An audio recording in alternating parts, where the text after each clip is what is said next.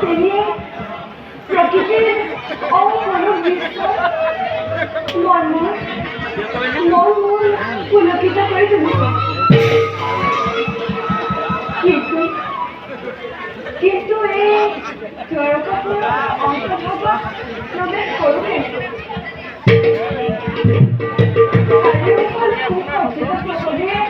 নিরীক্ষণ করে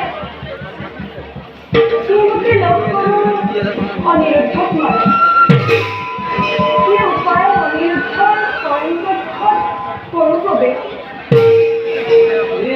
গোবিন্দ গোবিন্দ গোবিন্দ রাম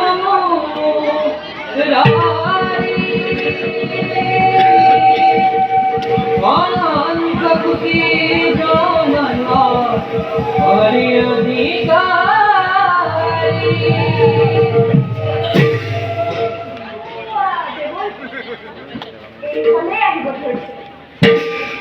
গোবিন্দ গোবিন্দ গোবিন্দ গোবিন্দ রাম অনন্ত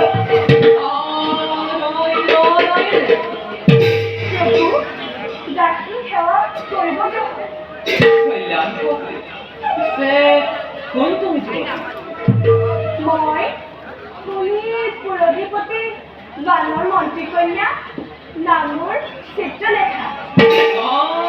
নারায়ণ তুমি চিত্রলেখা বারু কোয়াশন দাঁড়াকালে আহার তোমার দৃশ্য জড়কালে এই সময় সুর ধরিব বাবে নারায়ণ নারায়ণ সুর ধরিবর বাবে নারায়ণ নারায়ণ অবশ্যে দ্বারকা সুরেই দেখছে বারু কোয়াশন শুনে কি করিলে সুর শ্রীকৃষ্ণ নাকি অনিরুদ্ধ কুমারে তুমি পরে উঠার সমস্ত সুর করিলে। কিন্তু কিন্তু কিভাবে বলেছিলে কি বাংলার চলতে অনিরুদ্ধই ছদ্মবেশে প্ৰৱেশ কৰি উঠাৰ ভয়ংকৰ হৰণ কৰিলে সৰ্বস্ব।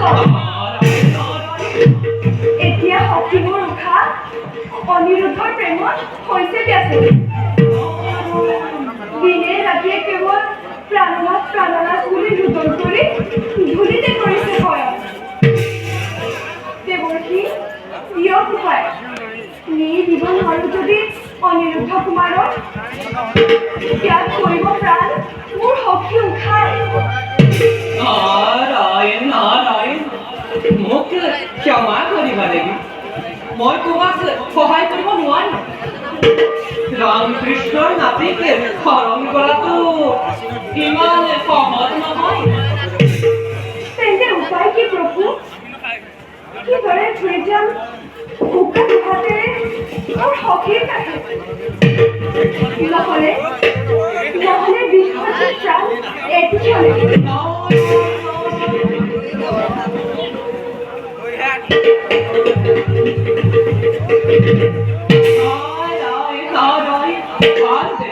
মই তোমাক কৰিম সহায় জগত মাতাৰ কৃপাত মই তোমাক হৰণ কিমায়া জ্ঞান কৰিম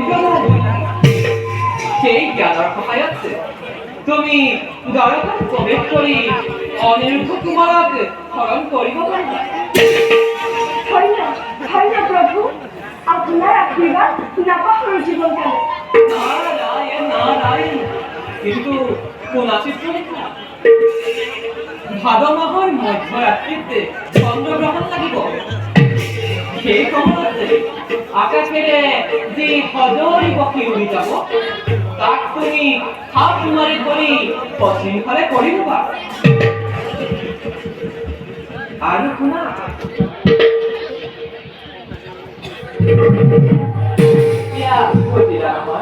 হ'ব গুৰুদেৱ, আপোনাৰ দিশমতে কৰ্মময় কৰি হ'ব। দিয়ক বিদায়, মই মোৰ কৰ্মত হ'বই অগ্ৰসৰ।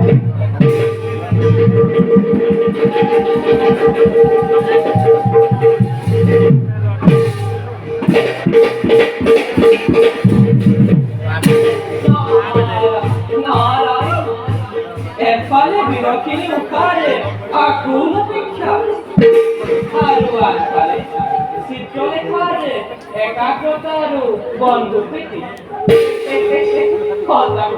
কথাকই অভিভূত অভিকে সন্তুষ্ট যাও অনির্ভর খরমার দৃশ্য উপভোগ করুন